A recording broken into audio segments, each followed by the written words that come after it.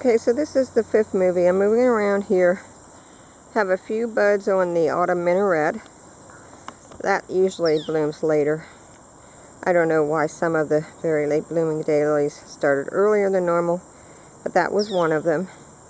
I have some zinnias in here. That's a really pretty lavender one that I like, and a pink one. I grew those from seed, and I have some phlox in here. And if you look coming around here in this garden, you can see that I have a rebloomscape, and this is on Lexington Avenue in Old Munson. And there's also Fred Ham, which is an Old Munson daylily, a yellow.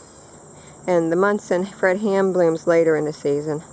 But other than that, there's not any reblooms. Okay, I did forget one. Betty Warren Woods has a rebloomscape, which is right there, 2 buds. And there could be more that'll be popping up. Never did get that mulch spread yet. Lots of weeds, lots of work to do before it gets cold. It'll get done. And so I'm walking around here to the round garden, and things here need to be weeded.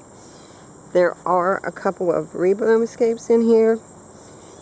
Exotic Kiss has 1 or 2 little buds on it, as well as Ruffled Carousel.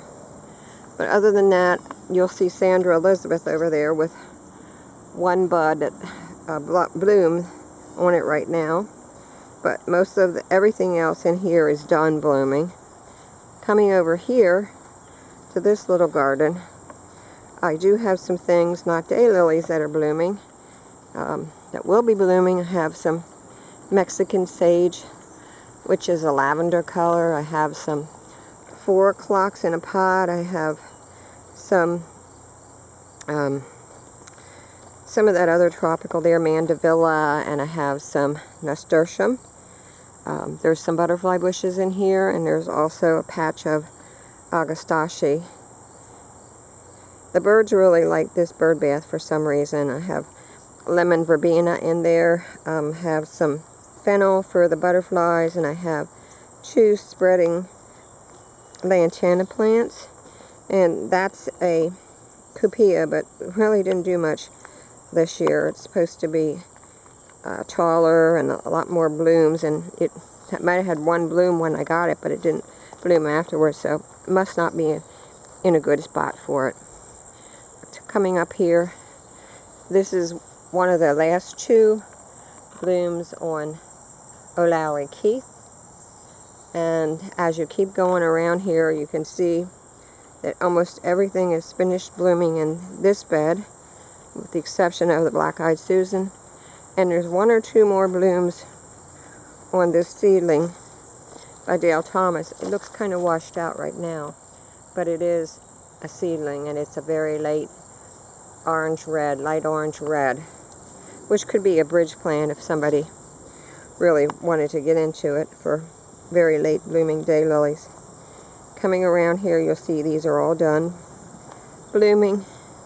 I do have a rebloomscape here on Stella's Ruffled Fingers, 2 rebloomscapes.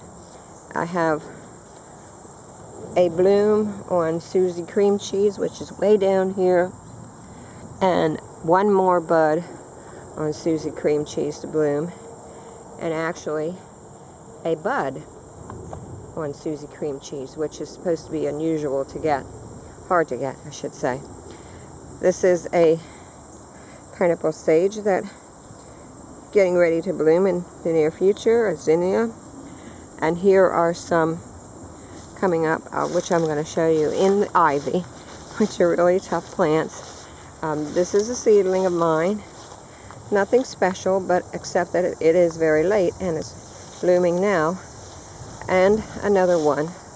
Again, nothing special. It is kind of pretty with the orange, but it is blooming very late, and there's still some more buds on there.